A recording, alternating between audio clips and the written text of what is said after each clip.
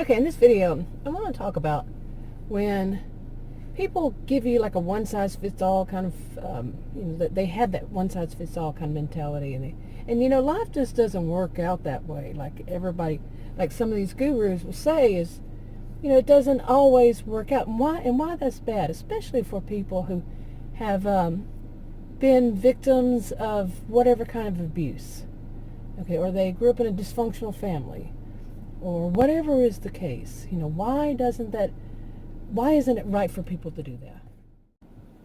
Okay, one example would be, how people tell you that if you have a positive outlook and you go out there in a positive attitude, that great things will happen. Does it always?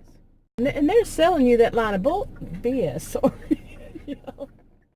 or at least trying to, of course, if you pay them this and you buy the book, or you buy the go to their seminars or whatever. But that's setting up a bad thing. Okay, yeah, pardon my the blinker noise.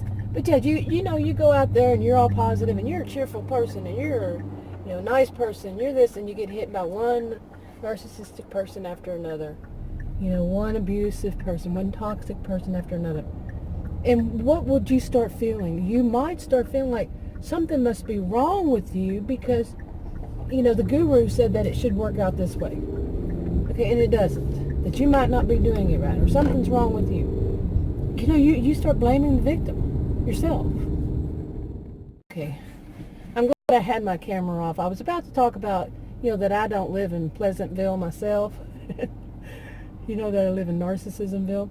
Right then, that's when a car pulled from the far right lane and went from there in front of me all the way to the left turning lane. That's 4 lanes. Anyway, I was driving the speed limit, 40 miles per hour, and he goes from the far right. I'm in the third. From that, I'm next to the fourth, the turning lane. He goes from there to try to get in the turning lane. Well, the turning lane had a lot of people there. He couldn't make it, so he slams his brakes in front of me. I'm going 40. I can't move over, okay, to either side. So, yeah, I kind of blared my horn and said a not so nice 4-letter word. In fact, it's a pretty bad 4-letter word. Must be my thing today, huh? Yeah, it wasn't that one. It was another one. You can figure it out. Anyway, I'm not much on cussing because I worked with a lot of children and elderly, and it's just not me. Yeah. Anyway, so what was I talking about? Yeah, not living in Pleasantville. You go out, like I went out today thinking about this and feeling my usual cheerful self, and I know life in Narcissismville, how it goes. It's not going to be pleasant. Something at least one time. And I'm not saying this because I'm paranoid. I'm saying this because I've experienced it 20 years. Okay, around 20 years. Yeah, it's just not going to be pleasant. And didn't that movie Pleasantville have a really bad side to it? Yeah. Anyway. Okay, it's a little later. Now, where was I?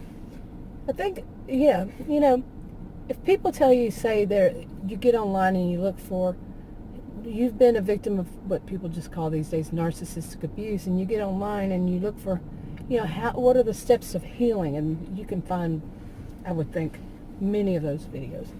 Now, how can anybody give you the steps to healing that is not your counselor and doesn't know you personally, doesn't know your situation, doesn't know the people involved?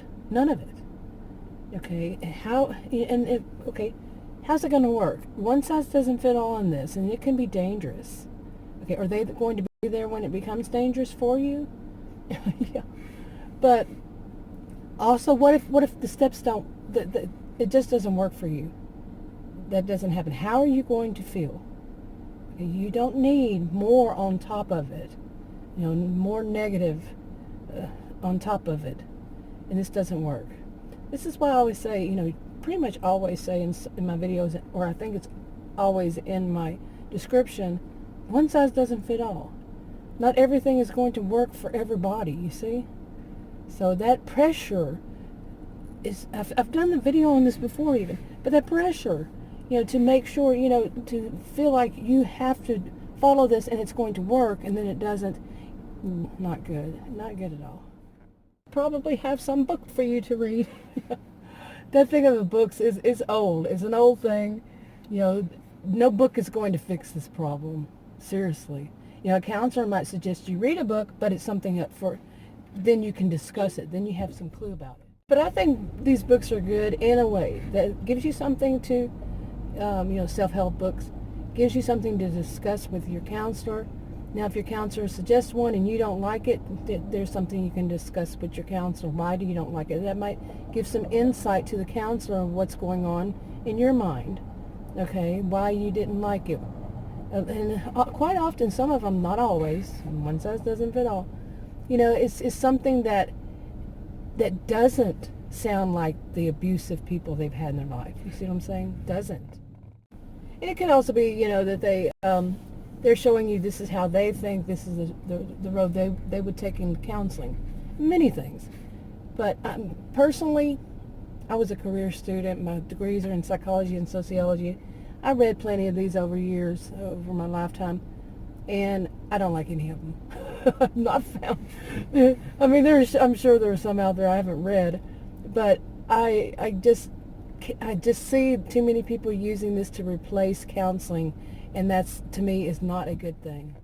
Okay, and you can guess where I'm going with that.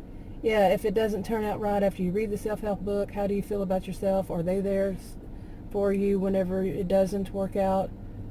Yeah, you see what I'm saying.